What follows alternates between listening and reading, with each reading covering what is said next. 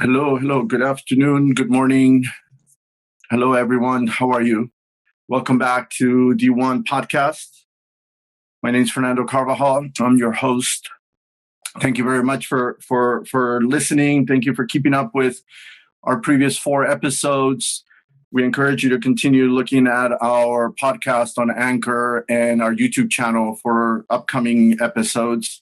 Unfortunately, today, our co-host, my good friend Ali Mahmoud in Aden, won't be able to join us because he's running around chasing a few breaking stories in Yemen this coming week.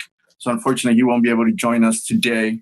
But wish him success, and we look forward to reading his stories coming up. Keep an eye on his Twitter account. As you know, he's very prolific on social media. Today, this is kind of a impromptu, quickly put together episode because of the news on Yemen this week coming from the U.S. President Biden bombarding us with excellent news to one side, and not so good news to the other side. We are going to discuss a few issues today with an excellent panel, 5 guests, 2 different conversations. This is going to be great. I'm really excited, and I want to thank all our guests for replying to my text messages and phone calls and agreeing to join us today. Today, Saturday, February 5th, we are dealing with a week full of news from the U.S. regarding Yemen. One of them is the UN monitoring team, the UN panel on Al-Qaeda and ISIS, released a report where they highlight the arrest of AQAP's leader, Khaled in Mahra. So this is something that we're going to keep an eye on for details. According to the monitoring team, the arrest took place in October of last year in Mahra. So this is some interesting news that we're going to keep track of. Today in particular, we called on this episode because we have these news from the U.S. administration. Since January 25th, President Biden has been rolling out different aspects of a new U.S. foreign policy approach, in particular to Yemen and the war in Yemen. So he's been moving fast and strong on the Yemeni file. Some Yemenis are happy to hear the news. Other Yemenis are concerned about how fast he may be moving, or how he's dealing with the moves by the previous administration. So what we have is on January 25th, 5 days after being sworn in, President Biden suspended the FTO listing of Ansar Allah and 3 Houthi leaders for 30 days. This was in response to pressure from the international community, from the humanitarian aid organizations, in order to facilitate the response and commercial activity into northern Yemen. As of yesterday, as of Friday, we heard from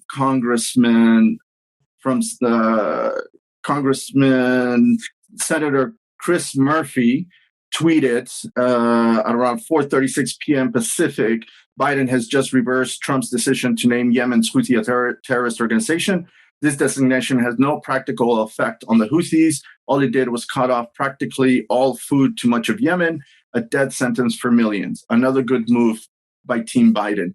So, we'll discuss this as well as a whole package, because this is definitely something that the new U.S. Special Envoy will have to deal with.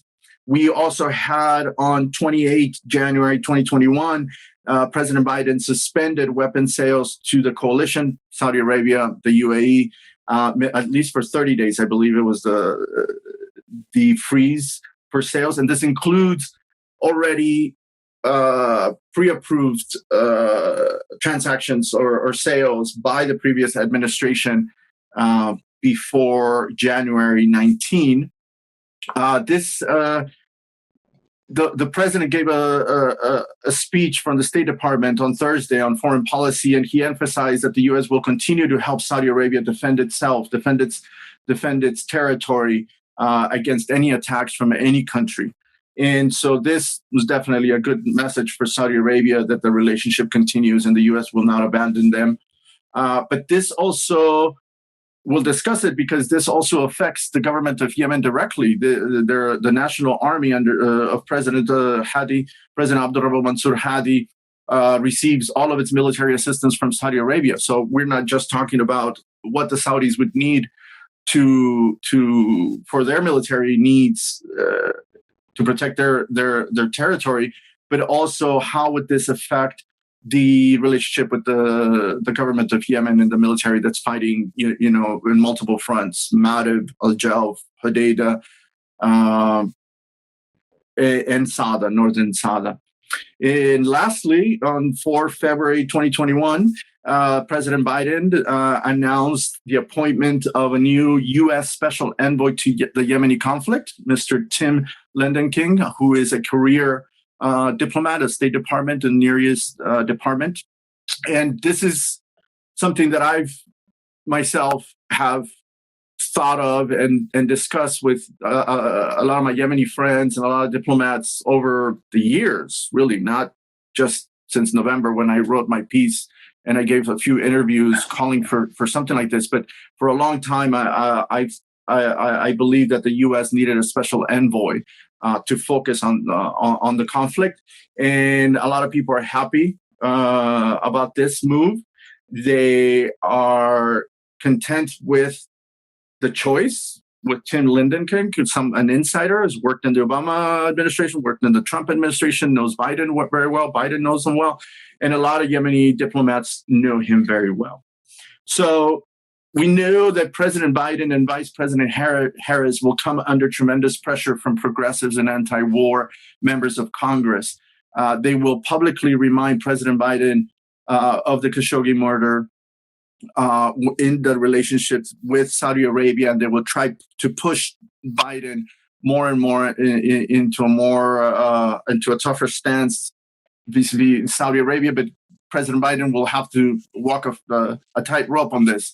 As I've argued earlier, Biden will have a tough initial 100 days and can't afford any dissent among Democrats, especially the Senate. We have Senator Sanders, Senator Murphy, Warren. So there's a lot on his plate on the domestic front, and he can't afford missteps in foreign policy to affect his domestic policy approach. And we will get into further during our conversation with our guest on this. And this is why we invited a very diverse group this morning or today to deal with this. One thing to highlight here, we were looking for a Houthi response to all of this. I've reached out to a couple of people in Sana'a. I reached out to a couple of people close to the Houthis outside Yemen to invite them to come on and help us understand their perspective. But we haven't heard from any major person. They just didn't reply. They said they would, but they said they would send somebody. But as of now, they haven't. As of a few minutes early this morning, my time in the Pacific Coast, we had not heard anything much from major personalities from Sana'a on social media or in the regular media. But this morning, I saw a new interview with Mohammed Ali al-Houthi in Al-Mayadeen, where he, makes the statement that Houthis are ready for the long war or they're ready to get back into the peace table. So that was interesting.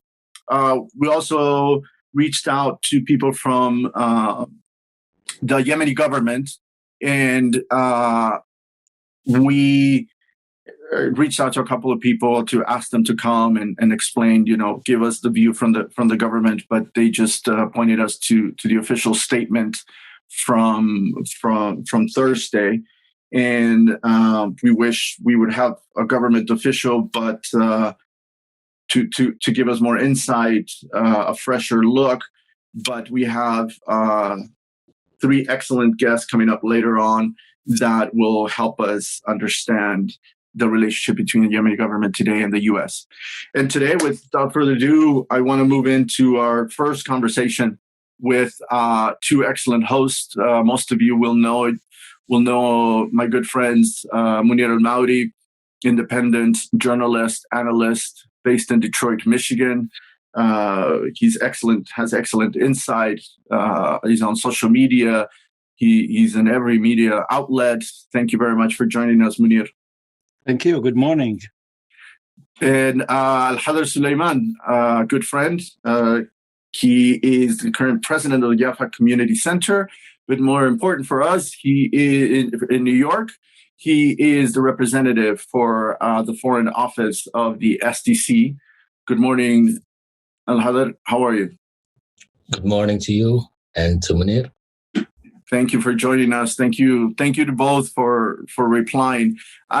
For our guests later on in our video version, I have behind me a cross posting because I really want to thank my good friend Kip, who runs the Yemenist podcast.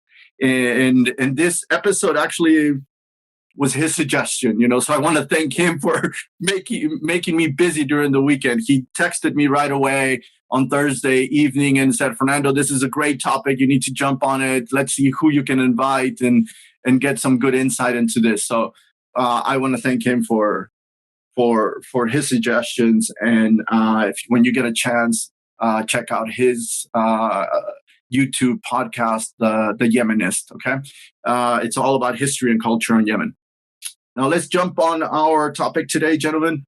Munir, first reaction. What do you think of the appointment of the U.S. envoy to the Yemeni conflict? I think this reflects that the U.S. is concerned about the situation in Yemen. And I believe that President Biden will pay more attention to the situation in Yemen and will try to solve the problem peacefully. The envoy is a great person. I know him personally, and he is well aware of the history and the politics of Yemen. He was in charge, actually, for the Yemen desk in the State Department for many years. And so, and he's not, by the way, he's not a politician. He doesn't play politics. He is a diplomat, correct? But I realized that at the beginning, he was with the war. He wasn't against the war, but he did not want the U.S. to continue supporting a failed project. So I think he is a good asset for the U.S. and he has better chance to achieve something comparing to the United Nations envoy, because the United Nations envoy represent conflicting powers, but Tim is going to represent one single power, which is the United States, and I think that the United States will play a major role in stopping the war in Yemen. Thank you, Munir. Alkhadher, what do you think? What has been the initial response from the SDC, keeping in mind that Iraq has had a very, sort of tenuous relationship with the UN envoy himself since April 2011, the office of the UN Special Envoy, because Yemen has had 3 UN envoys, and I was in Aden in 2011 and I noticed how, the UN envoy was not paying much attention to the southern issue, to Aden in particular, to Iraq in particular. And we know that we had Amir al-Bayth for our Arab Spring episode, and he made a very excellent point where, referring to the Arab Spring, he said this was Sanaa's Arab Spring. This was the Northerners, the Northern Arab Spring, because Iraq had been in protest for years before 2011. There was a protest square in Aden and Mansour, way before the protest began in Sana'a in 2010. And when the UN appointed an envoy, the envoy from Ben Omar to Martin tried to stay as far from Aden as possible, tried to deal with the southern issue as separate. So I remember 2011, 2012, my Iraq friends would always say, what do we have to do to reach the UN envoy? So now there's a different player. I know the SDC has worked very hard to reach out to the US over the years. How does the SDC, we saw the SDC published, the SDC spokesperson in Aden published a statement, and it reads, the Southern Transition Council welcomes U.S. President Biden's decision to appoint Tim Lenderking as U.S. envoy to Yemen, and the council looks forward to working with him and all efforts to bring about comprehensive peace in the South, Yemen, and the region. How else can we see this, Alkhadher? So, as you put it, yes, the SEC already came out with an official statement welcoming the Biden administration decision, and Tony Blinken and Timothy Lenderking. He was as you put it very well. He was, he's a career diplomat. He was the Deputy Assistant Secretary of State in Iraq and Iran, Deputy Chief of Missions at the U.S. Embassy in Riyadh. He has, if anyone knows the region or the area, it would probably be him. He also is very aware of the complexity of the situation in Yemen. As Munir said, he has been in the Yemen desk office in the State Department for quite a few years now. This is going to be a direct contribution to the negotiation peace process, which will, everyone is looking forward to it. The situation on the ground is dire. There is a humanitarian crisis at hand. Everyone is looking forward to an end to this crisis, but at the same time, we need all parties to who are going to be involved in this negotiation peace process to play ball. As far as what you mentioned regarding the Iraq always looking for a place on the table in the negotiation peace process or in any peace talks through the auspices of the UN and the Special Envoy, yes, the Iraq has always been looking for proper representation of the Southern people, their aspirations, their demands. These demands are not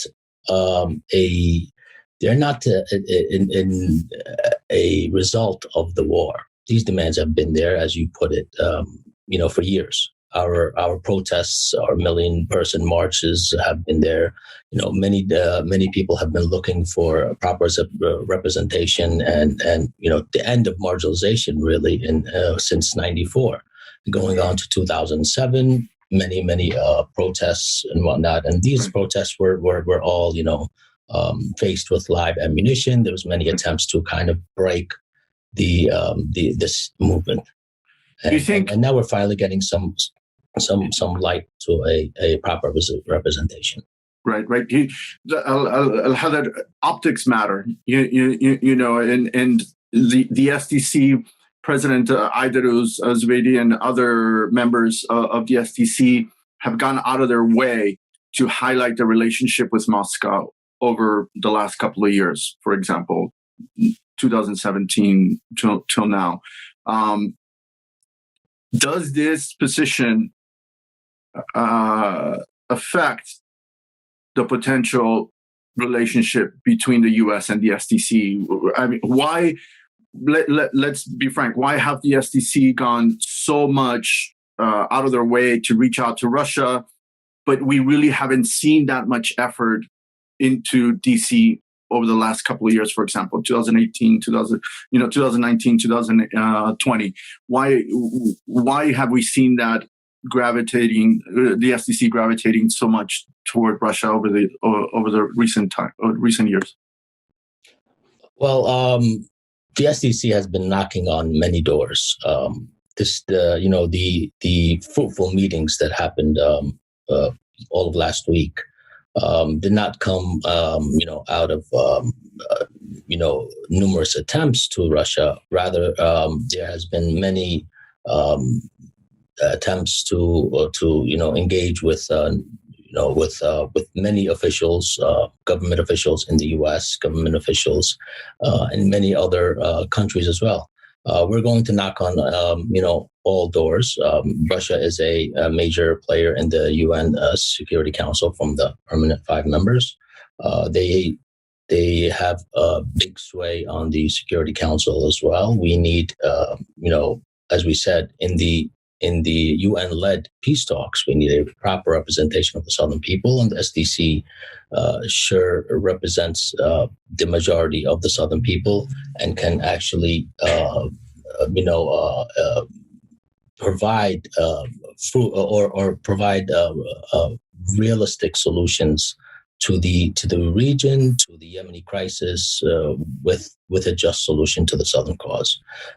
There's been also with Russia, it's been there's a relationship there from the PDRY. They met last week with the Ministry of Foreign Affairs, chairman of the International Affairs Committee, scholars, researchers. It was a qualitative and development in the relationship between the SDC and the Russian Federation. Right. The SDC delegation, about 9 members, I believe it was, 9 members with President Ayderuz. They met, the foreign minister. They met people from the Duma and committees, but they didn't quite reach the prime minister's office, which was an interesting development, again, in optics wise. Munir, to you, when we're in this topic of the P5 that Alkhadher brought up, Biden's approach right now, from the beginning, from January 20, complete contrast to the Trump administration, right? This is no longer, one of Biden's sons or nephews or what have you running around and meeting, or contacting on WhatsApp, the different leaders of the world. He is back to the institutions. He's bringing it back to delegating through the institutions, transparency as much as possible. But also this brings new tension, right? Because Biden's relationship, we have to understand, I pushed to understanding Biden's position today, yes, way back from the Obama administration. And in my article, I pointed out that Biden comes into the presidency with a completely different Saudi Arabia than when he was vice president. Different structure, different empowered, politically different, and with a different track. This message on Thursday from the State Department, number one, who do you think President Biden was addressing? Primarily, was he really speaking to the U.S. voter, to us here in the U.S., or was he speaking to an audience in the region? And my second question, the relationship between the U.S. and the UN Security Council. I'm one to say that this visit by SDC to Moscow was primarily to do with the UN Security Council. What are your views? My view that President Biden is speaking to both sides, the voter here in the United States and also to the concerned party overseas. And I believe that he is facing similar situation to the situation that President John Kennedy back in 1962 faced. And in 1963, the U.S. recognized the government of Yemen, which was at that time against the U.S. After a report that President Kennedy received from the State Department telling him that in Yemen there are actual powers in ground, but they are against us, and virtual government adopted by Saudi Arabia, but they are with us, and they wanted him to keep recognizing the virtual government, the Imami government, and he said no. The U.S. will not recognize any government that is not supported by its own people. So John Kennedy recognized Yemen, and the situation changed. Even in the Security Council after that, and also in the United Nations, they removed the Imam representative and brought Mohsen al-Aini right after the U.S. recognized the government in Yemen. Right now, we have almost similar situation. We have different power and ground, the Transitional Council in the south, and also the Houthi in the north. And they are supported by the Yemeni people in the south and in the north, actually. And we cannot blame them. We cannot blame the southerner if they go to Moscow, because we should blame the Washington, D.C. that locked the door. They till now, the United States did not accept to receive any negotiator either from the south or from the north. They kept dealing with joke government. Doesn't exist in Yemen. You know the situation very well. In Aden, the Transitional Council, well supported by the people. The Houthi is in Sana'a, other power in the west, and also the Marib tribe in Marib in the east. So the U.S. should deal with the actual government. Otherwise, we're going to keep pushing the Houthi toward Iran and pushing the Transition Council toward others. Right. Well, the question to you, my question comes because of the UN panel report that we just saw last week, was made public, that it was very critical of the SDC on the financial, on the security, on the political side. And we know, I highlighted recently that to a few journalists that, the UN panel has two reports. One is confidential in July in the middle of the year, and another one is public in January. And I can tell that there was a lot in the confidential report just from reading the flow of the public report. And do you think that anyone else, or maybe from being part of the same? Well, right. I don't want to go there, but yes, I was part of the panel for a couple of years. That there was something in the July, in the midterm report that was sort of hinted at in the public report, and that more people are worried about being sanctioned by the U.S. By the UN Security Council. Do you hear any of that? Well, I think, and in my opinion, the Hadi government is responsible for many wrongdoing, and even in the report they included some of that. The Muslim Brotherhood dominate the Hadi government, and actually it is the government of Muslim Brotherhood, the government of Ali Mohsen and the rest of the group. And if we want to fight terrorism, we should not just use it as a card to put pressure on this side or that side. The U.S. should put whoever is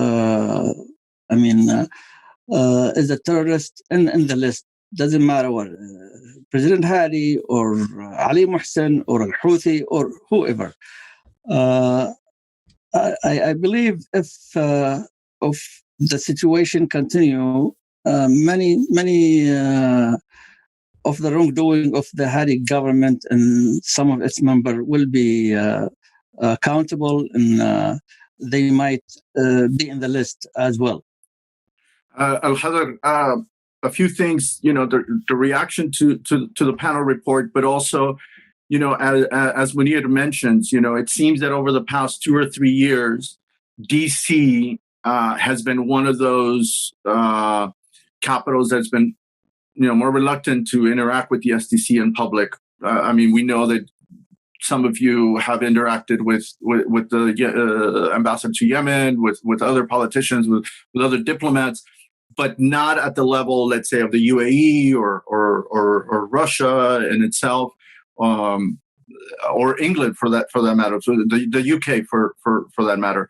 What is your view on that? You're in New York. I know a handful of you have tried to lobby hard for the SDC in DC. What is your view on this? So, in regards to the first topic, the panel of experts report, it shed some light on many wrongdoings, as Munir puts it, by the government, the central bank of Yemen.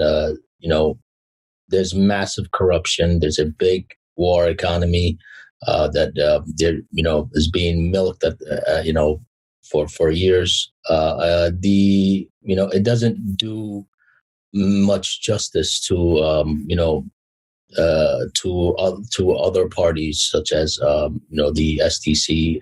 It's all about the source and who's kind of dictating what's on that report. The SDC is still trying to make more friends and more relationships with these groups and whatnot in order to give them more crucial and with evidence or more facts on the ground. As for DC, there has been the SDC has worked with Timothy, even Lenderking, even before, and yes, the Washington over the past administration used to allow the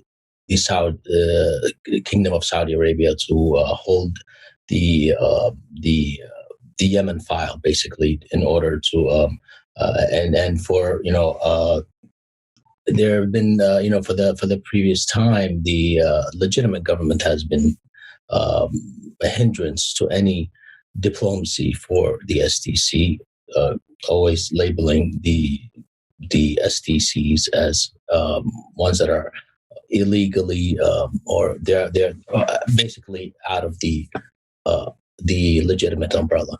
Although the SDC is the ones that allowed for any type of ground, any type of space, a green zone for the Hadi government, the SDC has worked very hard to actually they even to the liberation of the southern governments.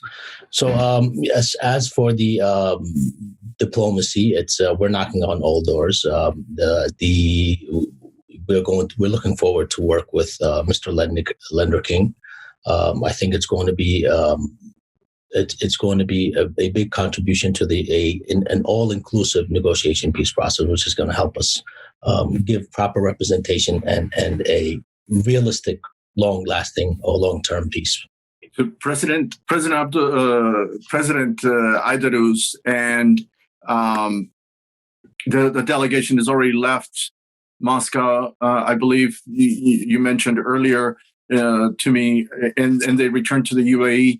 Do you know if there is a plan for Idris to visit the U.S. or to reach out directly to the U.S. envoy now early on? Of course, there's a plan to reach out to the U.S. envoy, to work closely with the U.S. envoy. We're going to be a positive role in, regarding the any peace talks. We are callers for peace. We would like all options to be handled diplomatically, as opposed to through war and diluting the humanitarian situation even more. But in the end, we need also enough international pressure, even on the Houthi militias as well. So, You have Houthi-laid landmines. You have child soldier recruitment, forced child marriage, gender-based violations, violence, kidnappings, attacking cities, packed with civilians in the Kingdom of Saudi Arabia, the disappearance of journalists, and and even the latest attacks on the Aden civilian airport. These are all this and they say that they have the divine authority to rule. If this is not terrorism, then we don't know what is. We stand strongly with our coalition partners. We prioritize these regional issues. These are security issues that will affect. Right. We're losing you, Alkhadher. I don't know if it's my internet or if it's yours, if anybody else. The entire region, and not just in government. Sorry, I lost you there in your last comment. If you want to repeat. So we're going to work closely. We're going to continue to work closely with the coalition. The coalition is keen on fighting terrorism in the region. It's keen on stopping the Iranian-backed Houthis that is causing instability to the region and to Yemen, both north and south.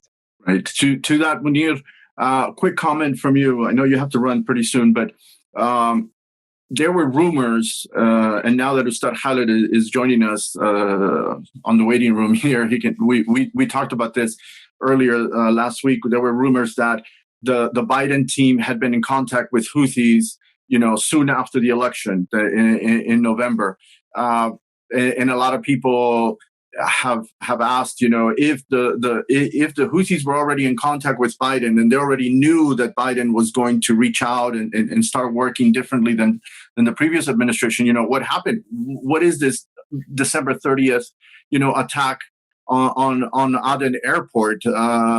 Why would the Houthis, attack the government when they've been already over a month sort of in contact with the U.S. administration, with the new U.S. team?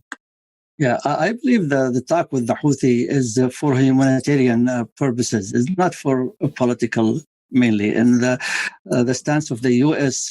toward the Houthi is still the same, did not change. And they know that the Houthi is dangerous to the stability of the region, and he's not that great ruler to Yemen, but he is also in ground.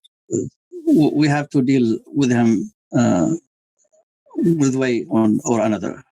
And the Houthis are very active politically in Europe. And also the weakness of the Hadi government is giving them a chance to play political role outside Yemen also. Dr. Khaled al-Yamani maybe was the last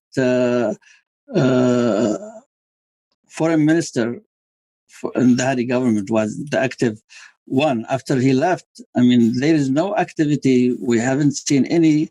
Maybe the transitional council in the U.S. More active than the U.S. the Hadi embassy in both Washington and New York. And al-Houthi is more active than the Hadi government in Europe. However, the Hadi government is only foreign ministry.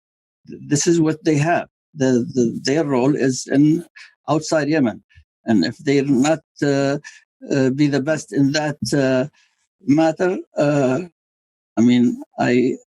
I don't feel hopeful that the situation will change. Right. I want to thank both of you, Munir and Alkhadher, for joining us today. And this is a good way to segment into our next group of guests. We already have Dr. Khaled, Ustad Khaled al-Yamani waiting here with us. as many of you know, he's a great friend of our podcast. He's been with me from the first episode. He was the first person I reached out to, and he was the first person that said he has to come on. I always appreciate his insight. Former Minister of Foreign Affairs for Yemen under President Hadi, and also UN Ambassador from Yemen under President Hadi. Ustad Khaled, welcome. You got to listen to a little bit of what Alkhadher was saying and a little bit of what Munir was saying. What is your take on some of their comments? Primero, muchísimas gracias, Fernando. Muchísimas gracias por invitarme. Y siempre voy a estar contento de estar con ustedes en ese podcast. Let me first of all just say hello and appreciate the presence of Munir and Alkhadher, my brothers from Yemen, and also Dr. Qirbi will be with us shortly. As we mentioned more than one time, the claims of the South are legitimate, are in the center of our struggle to regain statehood in Yemen, and we consider SCC as part of the legitimacy, and I keep repeating that. And only STC as part of legitimacy can achieve its goals and the desired hopes of people in the South. Other than that, it will be a total chaos, and no one is asking to deviate from the central goal of the legitimacy to defeat the Houthis, the proxies of Iran in Yemen, and regain the Yemeni statehood. And all the claims in Yemen, everywhere, it will be discussed and thoroughly agreed upon on how to address it the best way. And one of the cement goes all the time in support of my people, and I'm from Aden, and I do believe that my people suffered a lot and they have legitimate claims. Thank you. Thank you, Ustad. Welcome, Dr. Abu Bakr, a great friend of the podcast as well. How are you, Ustad? How are you, Doctor? Good evening. In New York and around New York. Yes, and good evening to you in the region. And I'm very delighted to join you. Haven't heard much of what have been said, but let us proceed anyhow. Dr. Qirbi, former foreign minister as well of Yemen under Ali Abdullah Saleh, and during the transition under President Hadi. Great insight, and again, I thank you for coming here today, because you're the elder statesman here. Munir has to leave us now, but we thank him for his time today. But you, as the elder statesman here today, Doctor, you dealt with the UN envoy from day one back in 2011. You've seen 3 UN envoys come and go, the current one, your relationship with Martin Griffin today. And because of your relationship, because of your experience since 2011 with this structure imposed on Yemen, I really want to get your opinion on this new move, on this new equation, let's say, where the U.S. is introducing a specific envoy to deal with the current crisis in Yemen. How did you receive this news? I know you tweeted this yesterday, welcoming the appointment and looking forward to working with the U.S. But what was your initial reaction to this? Is this positive? Is this just another bureaucrat thrown into the mix? Well, I think my good old friend, Mr. Khaled al-Yamani, shares a lot of the way I think about things. In common, I think what we look forward to is really to see an end to the conflict and to the struggle in Yemen, and to see that Yemen regains its stability, its government, its institutions, and nothing threatens its unity and its sovereignty. I think this is the objective of all Yemenis.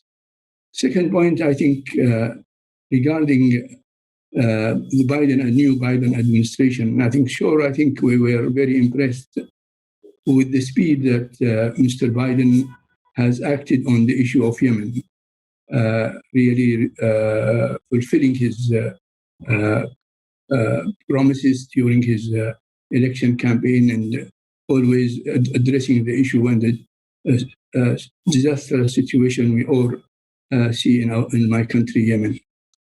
And I think the appointment of the U.S. Special Envoy has three, issues related to it. The first one, I think, the selection of the candidate himself. I know Lenderking, when I was a foreign minister, and he visited Sana'a. And I think if you look at his background, he is obviously very aware of the complexity of the conflict in the region, having worked in many countries in the Middle East, in the Arab world. And he is really a vintage politician and diplomat. And therefore, I'm sure he will look at the situation in Yemen in a different light from the previous special envoys who were assigned this responsibility without really in-depth knowledge of the background of the conflicts in Yemen, which date before 2011. What we see in Yemen now is really an outcome of conflicts that might have started even before 1962 revolution. So I think it's important to have somebody dealing with the Yemen file who has this background. The second point, of course, is that we hope with Mr. Lenderking that he will really start by trying to address and understand the reasons for the failure of the previous UN envoys, because I think there are many lessons to learn from their failures. And this will entail that he has to look really at why most of them worked very hard, really, but in the end, they have not achieved the objective of resolving the conflict in Yemen. Is this because of the Yemenis? And for sure, part of it is the Yemenis.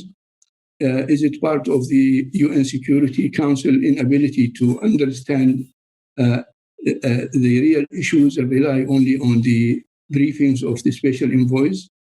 Or is it the trying to really sideline the proxy influence of regional and international powers in Yemen?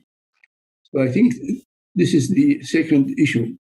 The third one, I think, which is very important for us, and how the special envoy will deal with, is how he will define really ending the war in Yemen. Ending the war, is it simply the war between that the coalition really now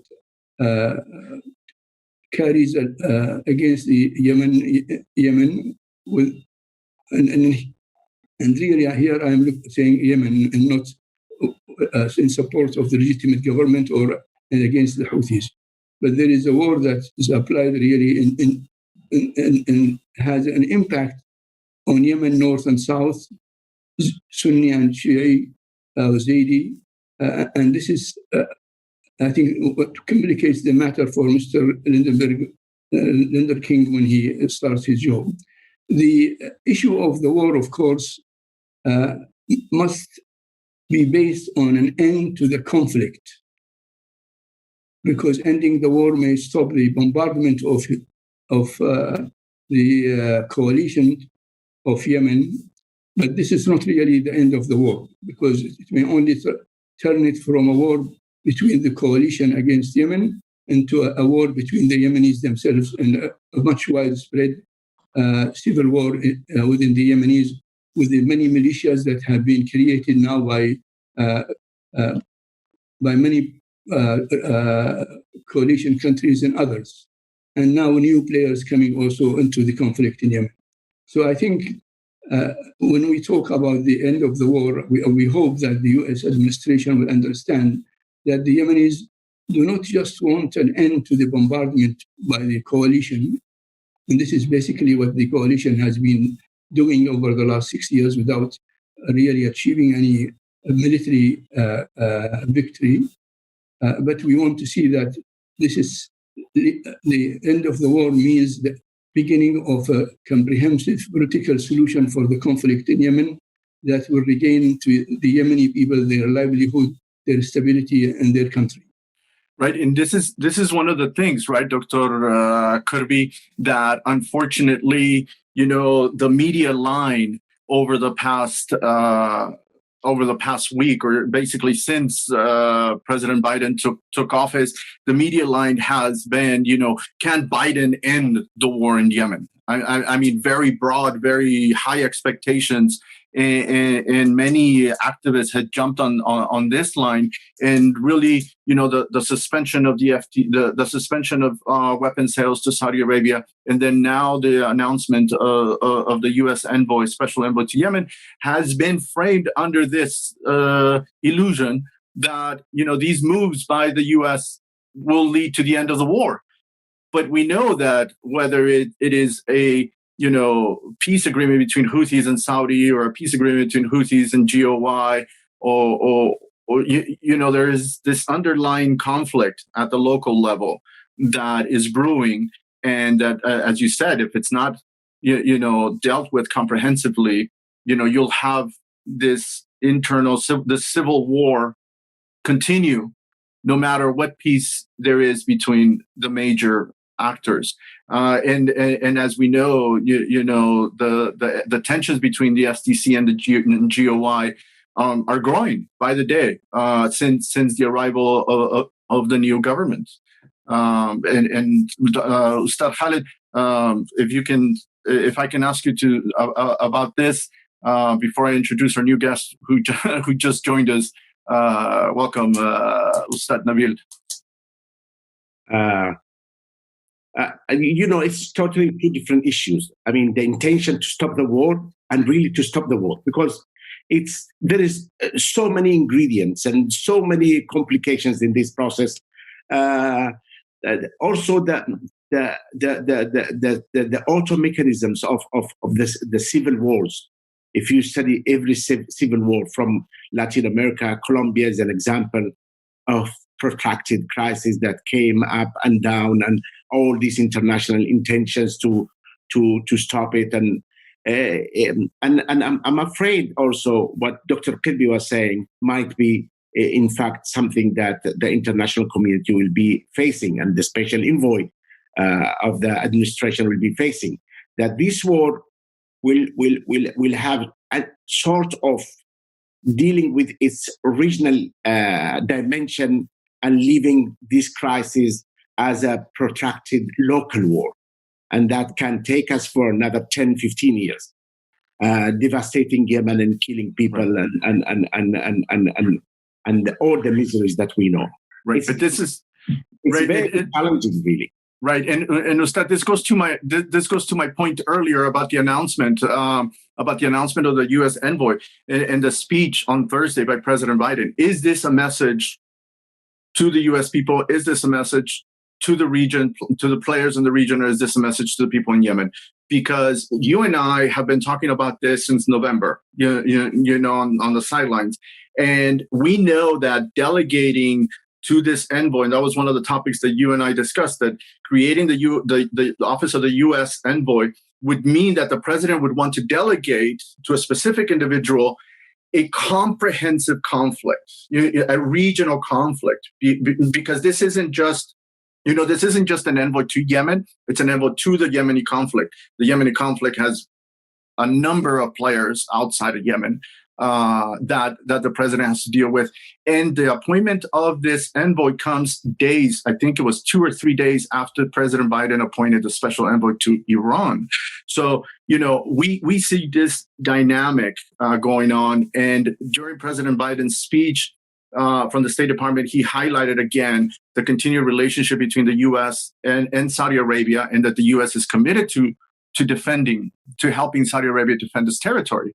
So, a lot of people are taking this as being the contrary to what he's doing in action. He's saying one thing, but he's doing another. And people are saying, well, nothing's going to change because, again, it is about defending Saudi Arabia. And, this means number of things. And this is where I kind of want to bring in Ustad Nabeel, because Nabeel Khoury, who's a retired diplomat, he served in Sana'a, so he's very familiar with Dr. Qirbi, Ustad Khaled, another diplomat that's been very active on the Yemeni file, and knows all the players. You've been in contact with the Houthis over the years. What's more or less where they're going, and Saudi Arabia very well. So, Ustad, what do you think? How do we react to this appointment of a U.S. envoy? Is it positive? And is it a message to the people of Yemen that the U.S. is serious, or is it a message to the players in the region? Ustad, you're still muted.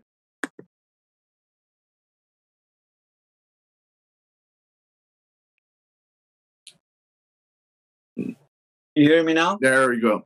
Thank you. All right. So thanks, and I apologize for the delay. I was busy till 10, and then I couldn't find the link. So I hope I didn't miss all the gems and jewels that my colleagues there on the screen have already contributed. And Dr. Qirbi, my teacher, I learn from him every time. As for Khaled and I spar and fight all the time, but we come out on the same side in the end. So let me, first of all, I am optimistic for the first time since this war started. I think the Biden administration is starting off with determination, seriousness, and the fact that they put Yemen in the first foreign policy speech by the president is an important signal. The appointment of Tim Lenderking, who is a career diplomat, again, the first week on the job, that's a very good sign. Now, Tim has just started, so I'm sure he hasn't put his team together yet. And although there is a broad vision and a strategy here, there needs to be a detailed plan. What do I do on day one? Who do I talk to? What do I tell them? That stuff is being prepared now, I'm guessing, from my contacts, from my talks to some of the people at State. I don't think the specific plan is quite ready yet. I'm hoping they said that they would be calling and then taking some ideas from me as well as from others. The point is that they are going to be listening to experts, to former diplomats, to people currently engaged. So there's going to be a learning process. They're not going to come with a ready plan that they are going to impose. Now, although this is complex, and although we talk about, yes, you stop the Arab coalition from bombing, but then what happens inside? There are 3 levels to this problem: the international, the regional, and the national problem inside Yemen. The first 2, the international and the regional, are easier on the U.S. to do than the third one. They are easier, but they are not less important. So they have to start at that level, which means they have to go to the big powers, the permanent members of the National Security Council, the UN Security Council, and get everybody on the same page in terms of the determination to collaborate to end this war. That doesn't mean going back to resolution 2216 and, the marja'iyya and the three blah blah that I'm sorry my friends in the Hadi government always go back to. That's not the point. Forget that right now. They need to agree, perhaps a new resolution, but all the resolution needs to say is that we, the big powers, are no longer going to contribute to this war, which is the first act and the first thing that Biden has done. He said, as far as we're concerned, we are no longer going to contribute to fueling this war.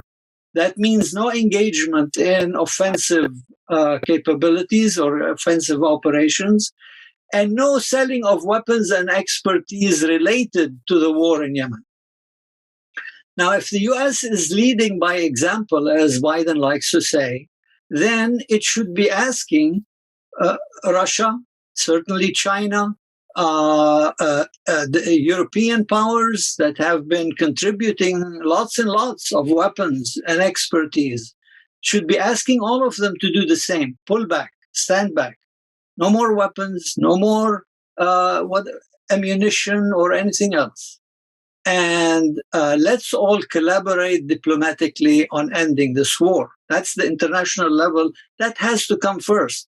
Because if the U.S. starts acting in one direction and the other big powers are acting in the opposite direction, then we're not going to get anywhere. So they have to get them to read from the same page.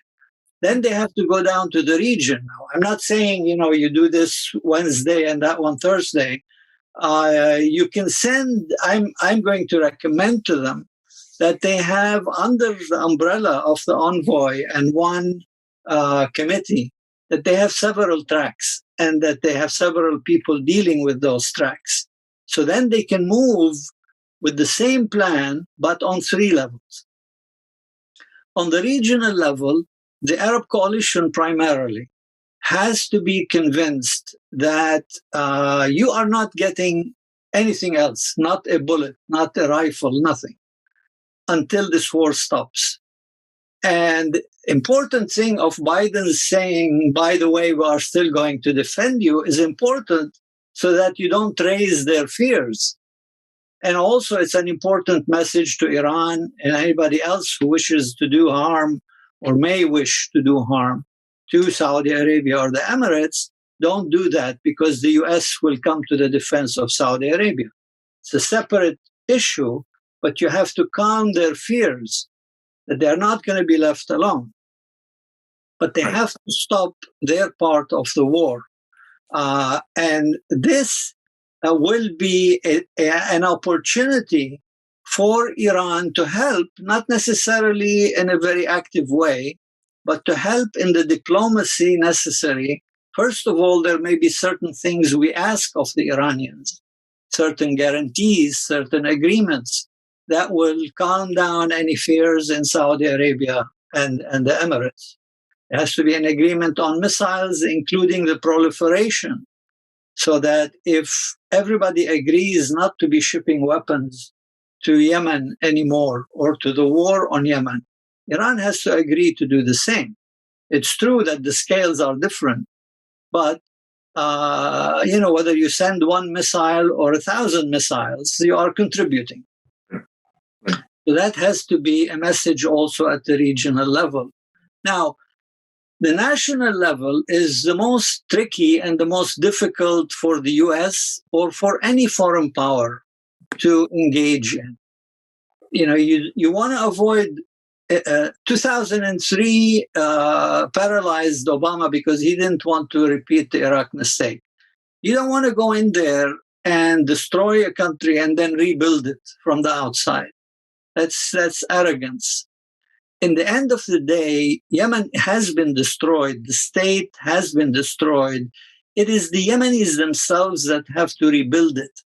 The US and others have to provide the environment, meaning that the outside world is helping, not hurting the cause, and good offices. I very much want to see US diplomats actively engaged, not just on the first two levels, but on the national reconciliation level.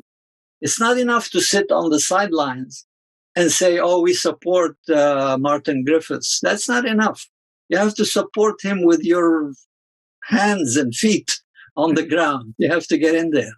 Right. And by getting in there, again, I think the U.S. can contribute good offices, can contribute certain concepts, suggestions, can contribute mediation, but must not impose on the Yemenis and tell them what to do. Because the Yemenis have to live with one another. And any plan that's going to be worth the paper it's written on has to be absorbed and truly accepted by the Yemeni participants. Otherwise, it's not going to last. Right. Thank you, Ustad. Unfortunately, I think Dr. Qirbi has to run, but I want to get one last comment from him. But before I do that, Dr. Qirbi, if I may, Nabeel Khoury brought up a number of interesting points that I want to highlight before we move on. And, one of the things I want to put out there is there's an account that is supposedly of the Iranian ambassador in Sana'a, Irlu, and he tweeted, where is he? Hassan Irlu, it has some major people following it, so I can't confirm if it's a verified account from the ambassador or not. But, the U.S. is the great devil, and we are not optimistic about what they said. Certainly the new government has a different policy toward Yemen than its predecessors. We should hope to the God and people of Yemen that they had historical resistance and stability and will continue until victory. I'll be checking on this account to see if it's the real ambassador or not. But one of the things, yes, Yemen is finally highlighted on a major foreign policy speech, as you mentioned, Ustad Nabeel. I always told, my Yemeni friends, that the U.S. has a stack of priorities, and unfortunately, Yemen tends to be, way at the bottom, and it's not even accessible. I've brought up this issue of Biden's dilemma, and again, domestically, the progressive caucus in Congress wants to push Biden and Harris to the left. The anti-war members, they want to push Biden to the left and distance himself from the war in Yemen. But at the end of the day, it doesn't help when the UN panel, details the weapons being, smuggled into Yemeni territory, and the finding Iranian technology and missiles that are fired from Sana'a, from Yemen to Saudi Arabia. Because at the end of the day, the U.S. strategically has to help its ally on the region.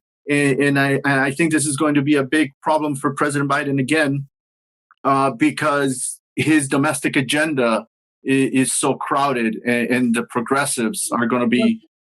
No. It's nobody's pushing him anywhere. The progressives have already influenced him on Yemen, and he put it first, center stage, in his Middle East policy, and he's staying there. He's not going to go away from that. Do you think, how will he deal with Israel and Saudi that are pulling? But before we, my point is Iran. You brought up Iran's ambitions to play a bigger role. Iran wants to be part of that quad in London. Iran wants a seat at the table. Look, the most important thing is, do the Houthis want it or not? Forget about this, the big devil thing. Exactly. That's something the Iranians like to say, and Supreme Leader likes to say. That doesn't mean anything. Yes. At the end of the day, they'll sit down at the negotiating table. Yes. They have certain needs. But as far as Yemen is concerned, Iran does not dictate. It can help. Right. But it is the Houthis that have to decide and not do anything disruptive. Right. And then peace is possible. Dr. Khoury? Yes, well, first of all, let me commend my good brother Nabeel on the roadmap he has already drawn for the Special Envoy. And I think this is the right track, really, to approach the solution. I think what we have to understand, and I think this is part of the way Nabeel addresses the issue of the spoilers. because I think there are spoilers. I know that so far few have rejected the initiative that was made by President Biden. But this doesn't mean that they are really sincere about it. Okay? But I think we should take them to the test. That is what's important. Secondly, I think we have to realize that the Yemenis, if they have an honest broker and they have the guarantees for whatever solution they reach at the end of their negotiations, and that they reach a fair solution that's not imposed on them by external powers, they will come to terms and find solutions for their problems. I am confident that the wisdom will prevail. I think the US should look at and I think they chose and gave Yemen the priority because they think it may be an opening way for resolving many of the conflicts in the region as part of confidence building. If achieved success in Yemen, they can move to other more complicated areas like Syria and others. This is one of the reasons why I think Biden was wise enough in really dealing with the Yemeni issue, because if it is a success, it will open the door for America to play a major role really in resolving other conflicts in our region. The third point, I think, which is very important for us, is Yemenis now feel very concerned about the sovereignty of their country. And this is one of the areas that may complicate a solution being reached by the Yemenis, apart from the outside players on this issue. And this is where I think one would like to see that the American initiative addresses really the issues that are of concern to the Yemenis. Now, this might not be a first step in the roadmap, but it must be at the end achievable for the Yemenis to feel that the road that has been taken really addresses their hope of regaining their country. Thank you, Doctor. And I think that this is one of the points, right, where how this UN envoy is going to, manage the UAE, Saudi Arabia, Iran, who are major. You mean the U.S. envoy? The U.S. envoy. Yes. The U.S. envoy. I'm sticking to Biden's envoy. I call him Biden envoy. I think it is important that you mention the UN envoy. No. This is where I'm going. Yes, definitely. We dealt with this. The UN envoy now may feel threatened by the appointment of this envoy. Exactly. We saw that the office of the UN envoy tweeted.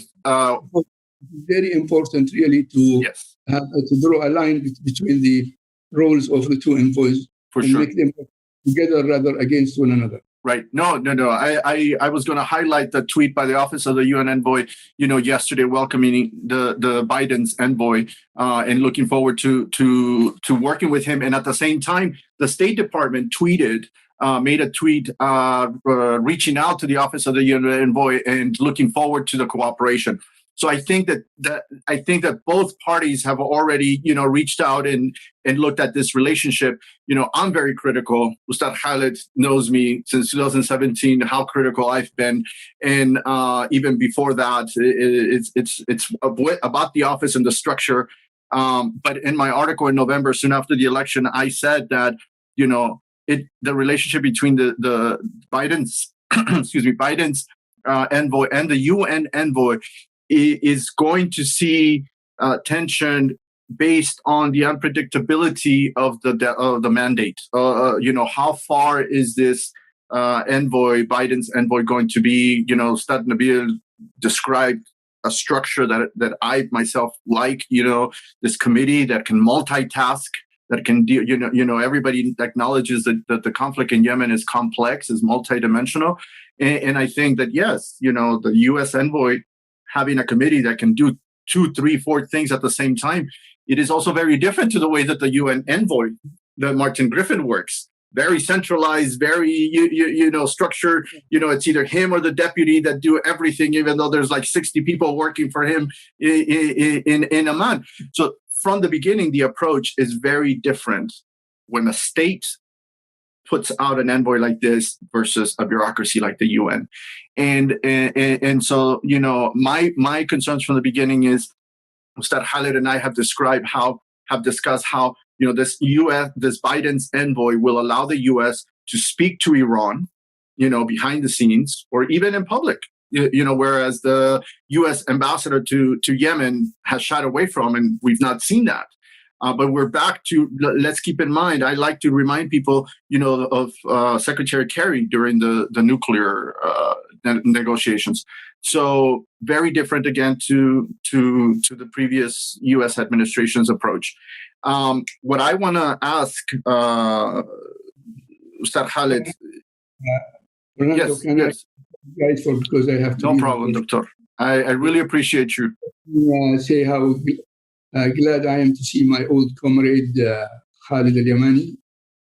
How delighted I am to see Nabeel Khoury, whom we shared many years of Yemen's problems when he was in Sana'a, and always learned from his wisdom and sincerity about caring about Yemen. And to you, of course. No, Doctor, I really appreciate your time. Really appreciate your time and how quick you respond to my request to come on board. Khaled al-Yamani and Nabeel Khoury, so how could I delay my response? I knew I didn't have to do much when I mentioned the names, Doctor. Thank you very much, and I really appreciate it. Have a good evening. Thank you. Bye-bye. And back in 2010, Dr. Ustad Khaled, when we were in Sana'a, when I was in Sana'a and I had an appointment with Dr. Qirbi, you're the one that welcomed me in the foreign ministry, took me to his office. So, this is what I like, the connection between my guests and the issues. But back, Ustad Khaled, to what Ustad Nabeel has mentioned, the Europeans, Ustad Nabeel brought up that this Biden's envoy must work with the allies. And I've highlighted that. How does the U.S. deal with this conflict?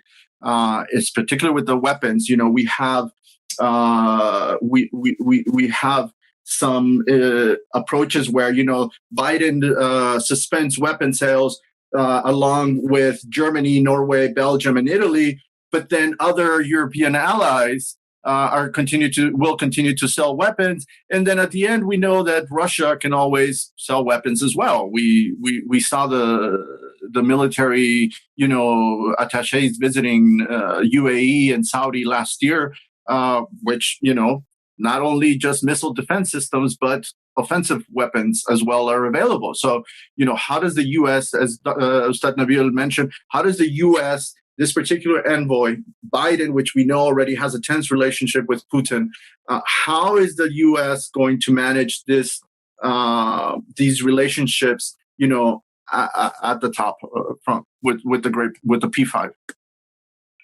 Let me first of all tell you that on these arms deals, and we will always have problems. People will continue doing. If you read the report of the panel of experts, you will realize that Germany, countries as far as Sweden and other countries, is still sending components of the drone components and selling them in the open market, and ended up with Iran and ended up in Sana'a and being in the use of drones attacking neighboring countries and attacking the Yemeni people. The second issue I want to comment before going to the basics of our discussion, I don't see any controversy. I don't see any contradiction between the U.S. envoy and the UN envoy. I think they are complementing each other.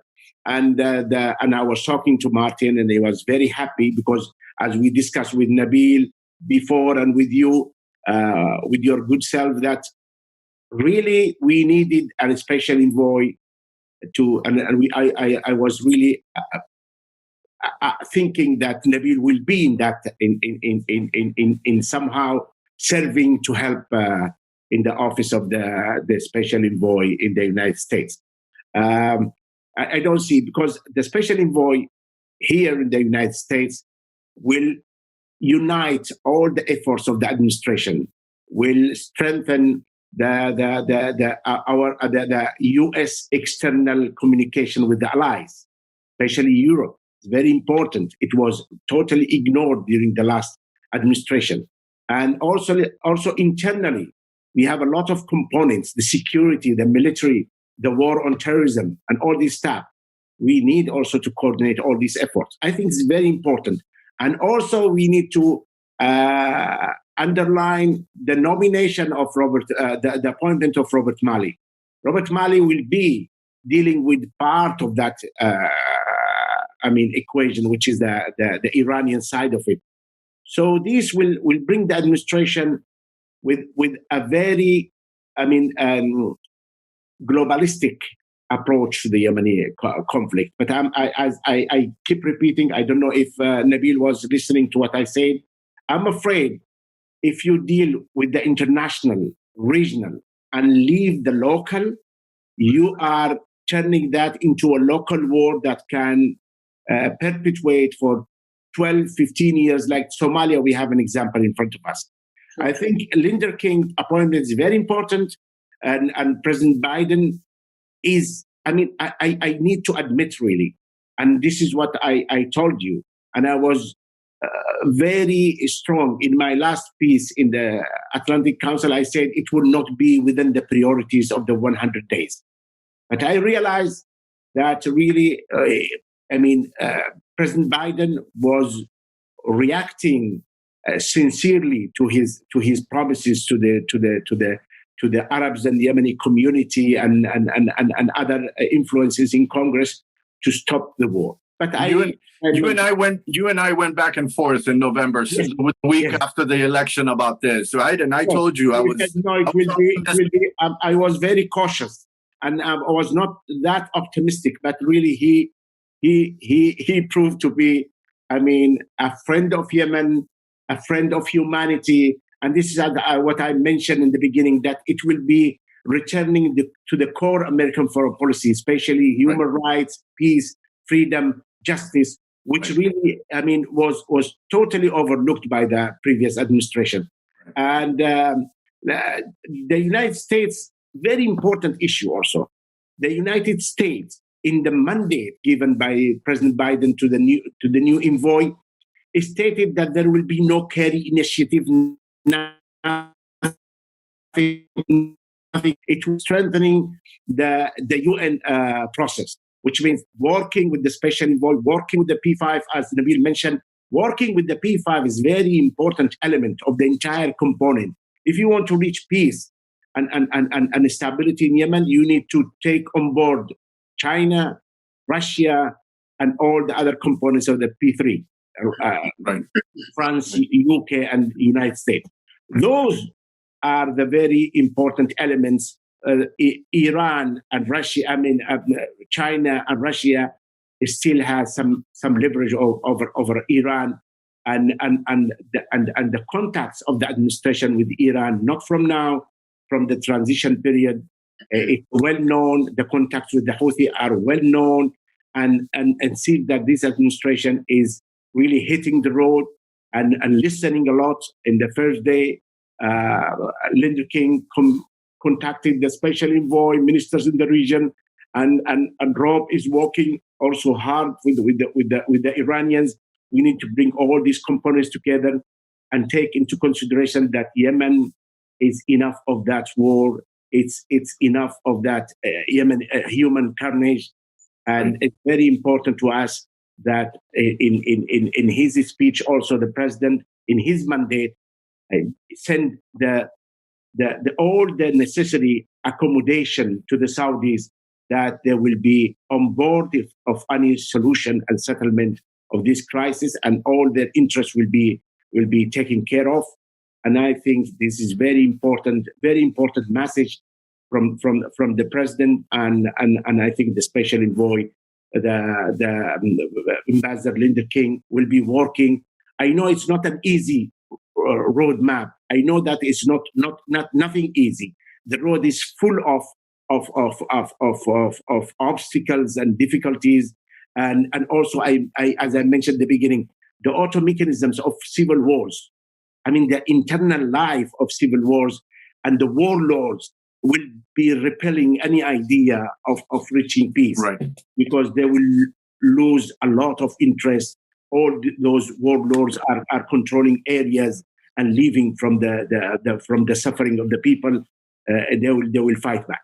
Right, Ustad. I know I've been a critic of the UN Special Envoy's office since June 2011, basically. You know, and you know me. We worked when I was at the UN panel in 2017. You were the ambassador to the UN, and then later on you were foreign minister. But you know, I've been advocating for this merely because of that cycle of failure. You know, this is the definition of insanity, isn't it? Doing the same thing over and over, expecting a different result. We've had 3 UN envoys that have tried to do the same thing and failed and failed and failed. And I've been saying we need to inject a new element to this equation in order to, you know, rattle it up a little bit, and especially in the last 6 years of this war. And in April of this year, April 2021 will be the 10-year anniversary of an appointment of a UN envoy to Yemen. Ustad Nabeel, I really wanted you to join us today, you know, because of your experience within the U.S. government, your experience as a diplomat in Yemen. You know how complex this is, you know how complicated it is in the region. But we'd like our audience to hear from you as an insider in the U.S., from the U.S. side. You know, what can we really expect? You brought up a good plan. You know, on paper, it's close to the ideal, right? That could happen. But we know that bureaucracies work a certain way. We know politics develop in a certain way, and we know international relations will you know, shift things here and out. People like our good friend Abdullah commented on Twitter yesterday that he had heard of some members of Tim, or the Biden's envoy, you know, some names that he was optimistic, that he was happy about some of the names that he was hearing that would be in the envoy's office. You mentioned that the team is not particularly, you know, developed at the moment. But what do you expect? You know, what is realistically a timeline, let's say? You know, can we expect the envoy to get to work within the next couple of weeks? Can we expect, who do you think his first visit should be to? For one, I'm gonna you know, do the lead here. I tweeted, I've written about this. I said that his first meeting should be with the Quad and then Iran. You know, with the Quad, UAE, Saudi, the UK, you know, in London, and then Iran. And because of the Yemeni actors, I hope, I pray that his first meeting is not with Martin Griffin. You know, the optics of this is just going to create a huge negative campaign, negative backlash. If Tim first major meeting outside the U.S. is with Martin Griffin in Amman or in Geneva or what have you. The optics for me in the Yemen context are vital. What do you think? No, but I mean, I agree, although I'm not concerned so much with optics as to with what the real plan is. Once you have a solid plan, you can meet first with whoever you want to meet with. There's no harm in coordinating with Martin Griffiths, certainly. The problem, and I agree with you, I mean, there are a lot of things that were not done right by the UN Special Envoy. But to be fair to him, much of the problem, or the essence of the problem, was that he did not have the solid backing of the US or of any great power. And so he was flailing about without, I mean, he himself does not have any power. He does not have a carrot and a stick. I apologize to interrupt, but I want to remind everybody of the tension between the UN envoy Jamal Omar in 2011 and the G10, right? The group of 10 back in 2011, where, you know, Ben Omar would meet with some actor today in the morning, and then at noon, the European Union or somebody else would meet with that same actor, and then in the afternoon another, and then by the next morning there was a whole new deal that bin Omar would come back and say, but we talked yesterday morning and we made a deal, so why did you change? And it was this constantly visits of different envoys to the same actor, whether it was Islah or Saleh. It's the same thing with Martin. Right. I mean, and even at the time with Jamal, I mean, we've had, Jamal bin Omar was an activist. He was a very strong envoy, but there were these disagreements with the G10, and even between him and the U.S. ambassador, frankly, they kind of trampled over one another, and it was not a very well coordinated effort. And then you had the next one after that was a bit too passive, in my opinion. And now we have Martin. So there is a need, like I said at the beginning, for everybody to be reading from the same page. And that page has to be clear. So if it were up to me, I would recommend that Tim spend at least the next 2 or 3 weeks right here in Washington, putting together a good team full of expertise on different parts and different aspects of this problem, and then hammering out a detailed strategy. Then he would go to the National Security Council, along with, of course, his boss, who would be, you need the Assistant Secretary of State for the Middle East at that meeting. And then this strategy would be presented, discussed, thrashed out. That could be done at the level of the policy committee or going up to the principals committee. So there's a process there. But in the end, once there aren't any strong objections and everybody has had his 2 cents worth taken in, then this plan would have the endorsement and the strong backing of the Secretary of State and the President. Once you have that, you're on solid ground. That's one of the questions. One of the questions I wanted to ask you, Ustad Nabeel, is this envoy. How do you see the relationship between the envoy and the president? The Oval Office, or even Vice President Harris. I mean, do you think that this envoy would have access to the Oval Office, or do you think that this envoy would still have to go through the State Department hierarchy? So this all depends on personalities. The envoy is the personal envoy of the president. So in principle, there should be a direct communication between the envoy and the president. Now, realities being what they are, and the president having so many issues and files, and plus you are sitting, even though you're the president's envoy, you are sitting at the State Department, which means you have the assistant secretary for the NEA region. You have to be on solid terms with that person. And then you have to have the blessing of the Secretary of State. Now, the reality is that, who goes to the NSC meetings? Usually it's the Assistant Secretary for NEA. So as long as you're sitting practically in the same suite with the Assistant Secretary, you coordinate in person every day. And when you go to the NSC, you go with the same message. Once the NSC approves and backs you, then you go to the president. Tim Lenderking doesn't need to be on the phone with Biden every day. That's not realistic. But once Biden needs to know that his envoy has the support of his colleagues in the appropriate levels. Once he has that, the plan goes to the president. Mr. President, the National Security Council has approved, endorsed this plan. So he says, go, and if you need anything, let me know. At that point, Tim becomes an independent agent 3/4 of the time, but reporting back wherever he is to the Assistant Secretary for the Middle East, and through that person to the President. If the president wishes to be directly involved, they could always pick up the phone. Right.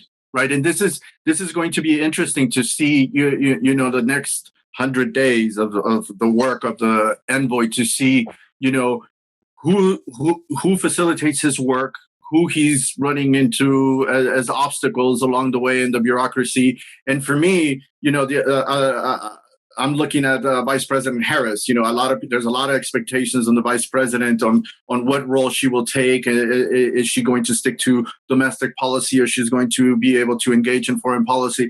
So I'm also looking at her. You know, it's not just the president. You know, but in addition, I'm looking at the Congress. You know, for me, I know you said you made a comment about the Progressive Caucus and the people, the anti-war things, but you know, I'll insist here a little bit that I see a handful of members of Congress that want to be very active in foreign policy.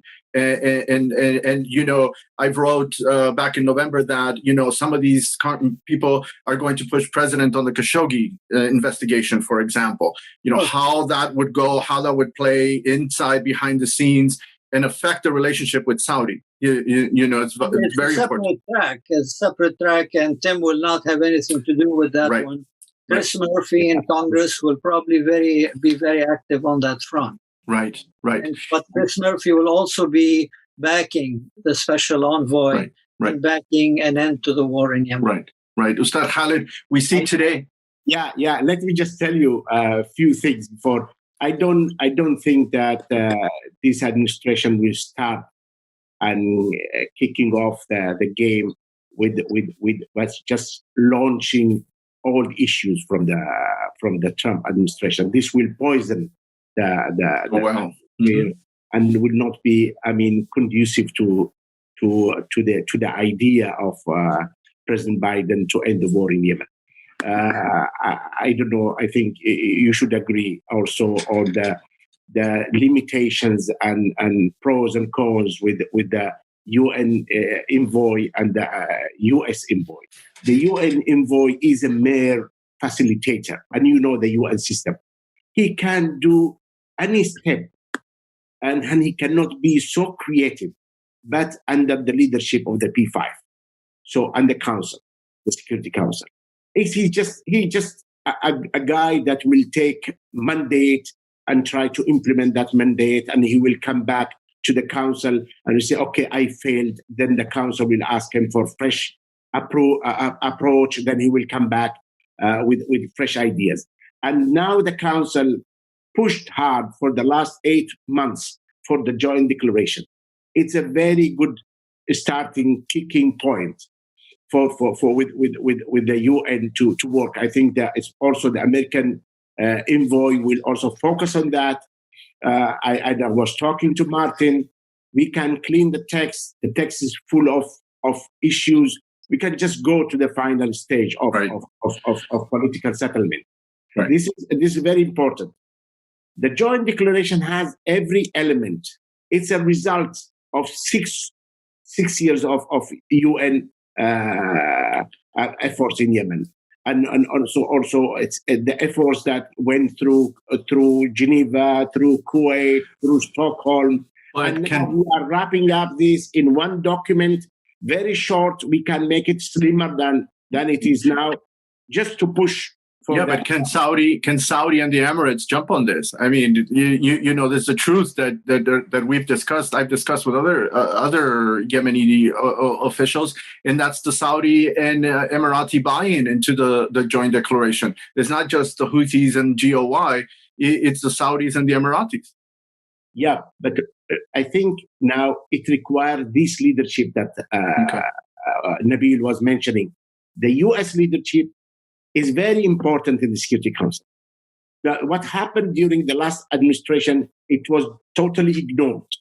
The U.S. was practicing foreign policy as a one-man show foreign policy.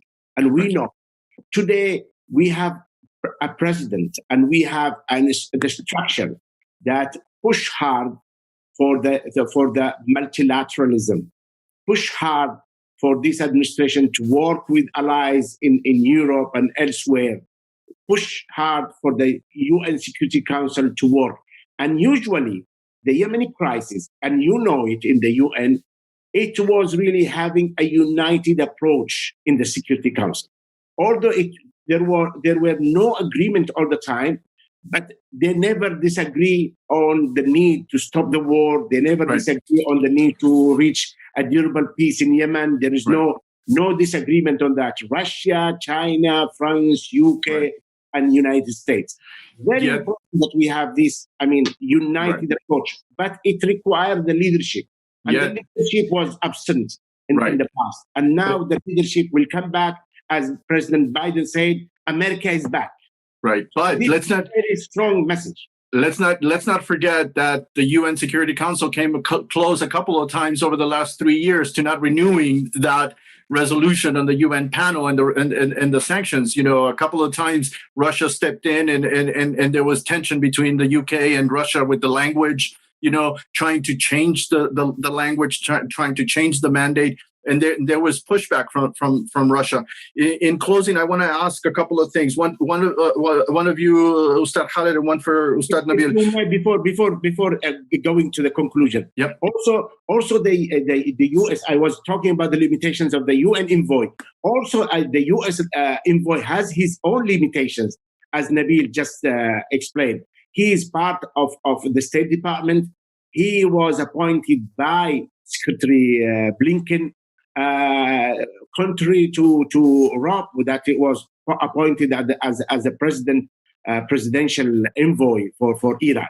I mean, there is a different approach. That one is coming from the national security, from the White House in the past, with certain experience, and this one is coming from the State Department. And the State Department now is really recharging and is taking full control of the U.S. foreign policy. And this will be another. But the most important element of everything, I think, the new Iran rapprochement of this administration. And this is very important ingredient to the right. A lot of people reacted to the FDO suspension and everything as giving too much of the leverage to the Houthis and Iran, but I see it. I didn't want them to suspend the FDO, but I did want Biden to reward it. You know, to amend the language, amend the mandate of it. But unfortunately, yes, it was revoked. We'll have to see. You know, the Abdul Malik al-Houthi, Abdul Khalik al-Houthi, and Abu Ali are sanctioned anyways by the U.S. Not as terrorists, but they have financial sanctions since 2015. But you know, unfortunately, we're also neglecting the impact of the envoy on the humanitarian track. But you know, this would be another 2-hour conversation in itself. Ustad Khaled, today we see Minister Dr. Ahmed bin Mubarak in Aden welcoming the European Union delegation. You know, going back to what Ustad Nabeel has mentioned about the relationship with the European allies in the U.S., how do you see this visit just a couple of days after the U.S. envoy was announced? I see it as one of our old plans to revive Aden and use Aden turn Aden into the real capital of the Republic. And from that capital, we can regain statehood, not staying anywhere else, staying in our country, on the ground, fighting with our people, fighting to recover our statehood, and working with international community that will come to Aden. So this is more about... They will open their embassies, they will come close to you, they will work with you. And I think this is very appreciated by this move of the EU is very highly welcomed. And it's really in the real moment that we need to send the right signal that the government in Aden to work for the people of Yemen, and STC should understand the signal. Houthis should understand that there is no way for them to continue kidnapping the state in Yemen. Right. They should go and be part of the fabric of the new Yemen that we all working for. Right. This is then a big message from the government, from the coalition government, right? Of stability in Aden, of continuity of Aden from the 30 December attack and from the tensions between the SDC and the government. Ustad Nabeel, I'll give you the closing lines, the closing comments. Because after all, this episode was to focus on the U.S. approach to the war. Again, the headlines throughout this week have been the U.S. president moves toward ending the war in Yemen. Unfortunately, people are grabbing onto that headline. But as we hear from Ustad Khaled and Dr. Qirbi, the war is far from over, unfortunately, and that lingering, low intensity conflict that lingers at underneath the war is a real threat for the coming years. But I actually agree with the lead. You have to be aware from the beginning what the end goal is. We cannot start by saying, it's too complicated, it's going to take years. Then why are we bothering? You have to start with the war will end. Biden is working towards ending that war. Then you go into all the complexities, but don't lead with the complexities. I think people have to feel inspired that there is moral leadership, there is hands-on leadership, and that there is hope. There's going to be a strategy, and you're going to work all the various elements of this. I think the idea of the domestic, that once you remove the hands from outside that are fueling the war, and you cut off the supply, after all, the factions inside Yemen are receiving assistance from outside. And by that assistance, they're also receiving sometimes the motivation to fight.